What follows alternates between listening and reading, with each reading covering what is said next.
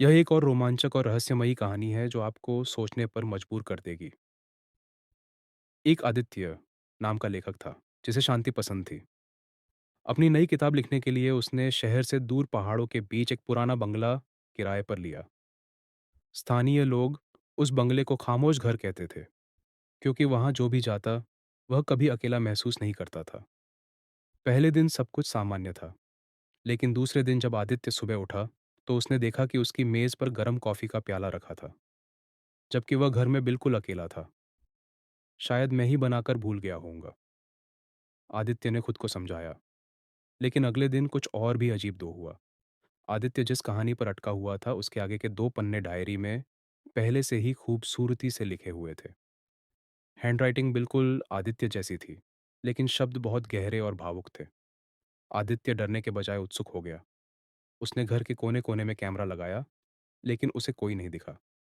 एक रात उसने फैसला किया कि वह सोएगा नहीं और जाग कर देखेगा कि वह अदृश्य मेहमान कौन है।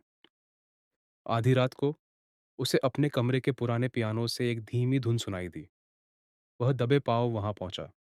पियानो के बटन खुद ब खुद दब रहे थे, जैसे कोई अदृश्य उंगलियां संगीत बिखेर रही हो।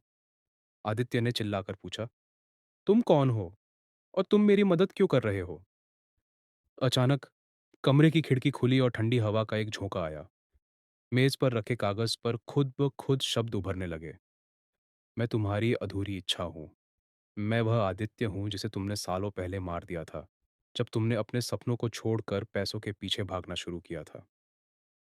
आदित्य सन्न रह गया। उसे याद आया कि कैसे बचपन में वह एक संगीतकार बनना चाहता था, लेकिन दुनिया की दौड़ में वह एक बोरिंग लेखक बन गया। वह अदृश्य शक्ति कोई भूत नहीं, बल्कि उसकी अपनी दबी हुई आत्मा, इनर सेल्फ सिया थी। उस रात के बाद आदित्य बदल गया। उसने वह किताब छोड़ दी जो वह सिर्फ पैसों के लिए लिख रहा था। उसने संगीत सीखना शुरू किया और वह लिखना शुरू किया जो उसका दिल चाहता था। जैसे ही आदित्य ने अपनी असलियत को अपनाया, वह गर्म कॉफी का प्याला और अपने आप लिखे जाने वाले पन्ने गायब हो गए। अब वह घर वाकई में खामोश था, क्योंकि अब आदित्य को किसी और की जरूरत नहीं थी। वह खुद के साथ खुश था।